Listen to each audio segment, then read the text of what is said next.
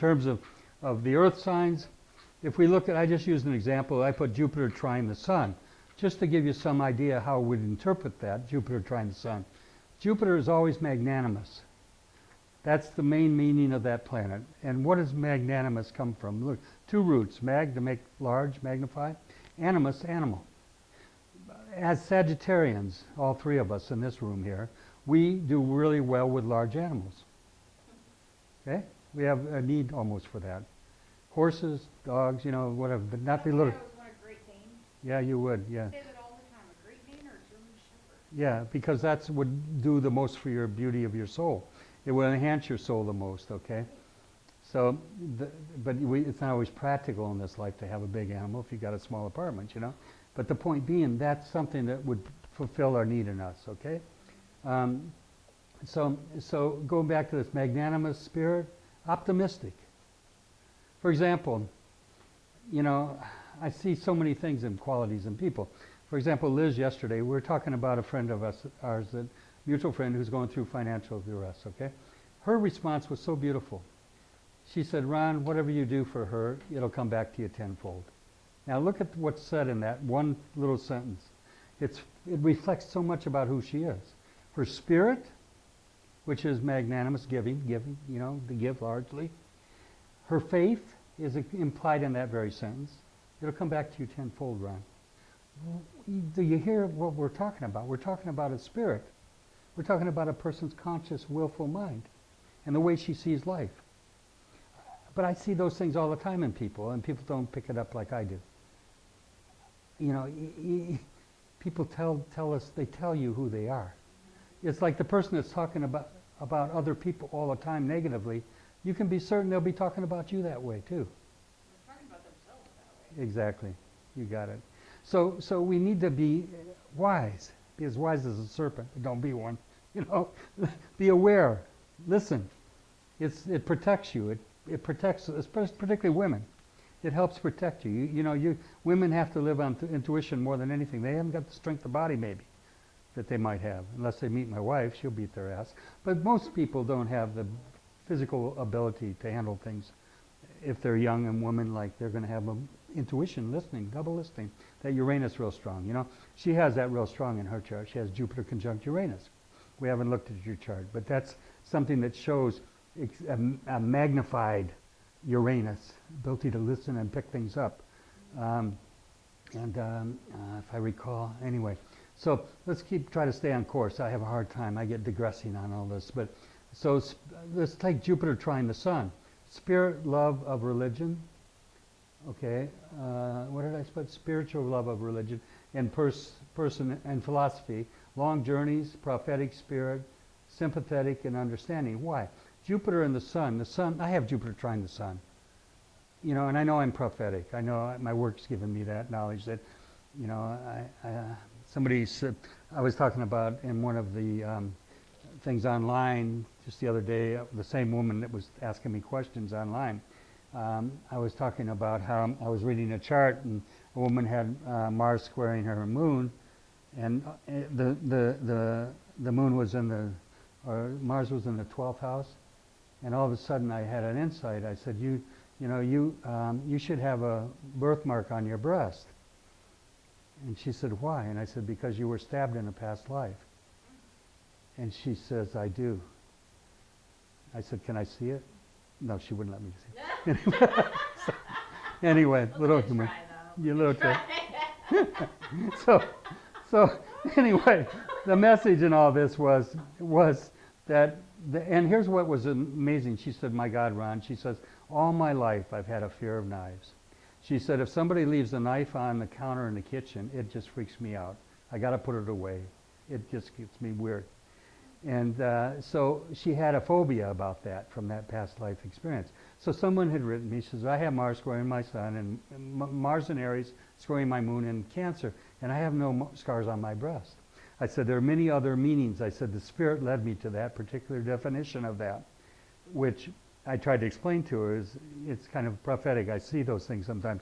But I said, it can mean a lot more than that. It can mean cesarean birth, cutting the stomach. Moon rules your stomach. Okay? It can represent female issues. infections in the female area. Mars is infections. Okay, Saturn is not infection so much. It's we talk about the word, you have a chronic disease. What's Chronos? Chronic. Saturn rather. Chronos is chronic, and chronic is Saturn. So things that are hardening, like I mentioned to the other lady, I think you've had ovarian cyst. She said, yes, I did. I had them surgically removed. Why? Because I saw Saturn afflicting her moon. You see where I'm coming from? So this is the difference in discernment. Now, how do you get specific things? Somebody else wrote, I hope someday I'm at that level of astrology that you are, Ron. And I wanted to say it's about knowing the mechanics first, and then it's getting the dynamics of astrology, which gives you this prophetic ability. There's nobody better suited than you two for prophetic work, because you're Sagittarians by nature. That's the best start right there, to have that. You know, Sagittarians are very good at, they're seers. We say somebody's a seer. You've heard that expression. Well, those are Sagittarians. We say somebody's wise and sagacious. We're talking about Sagittarian. That's where the word came from. Sagacious, wise.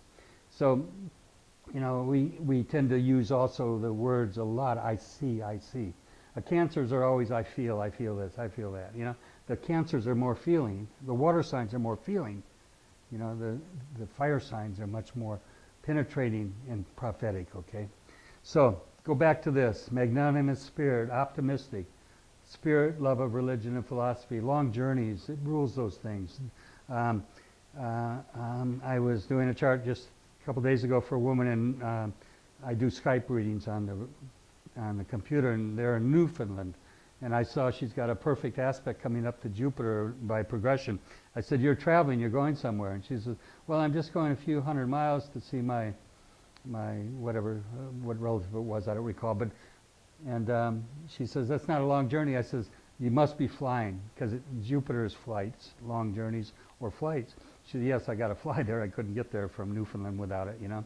So that was what I was seeing this long journey, but it wasn't necessarily that long. It's just that by the nature of it, it had to be a flight, something that was a bit flying. Okay, so anyway, so let's look at the Jupiter trine Uranus. Now a lot of this applies to her. She doesn't have Jupiter trine to Uranus. She has it together. It's just much more powerful even than a trine. It means that those units, that those energies are exactly together. And that's inspired genius. Let's not get her head too big here. But original outlook in religion and philosophy. Maybe very new age in approach to spiritual ideas, compassion for mankind. This is her. Compassion for mankind, love of others, love of races. That's everything she is. She has more compassion and understanding. It doesn't mean she doesn't, you know, she can be harsh sometimes, you know, because there's other things in her chart.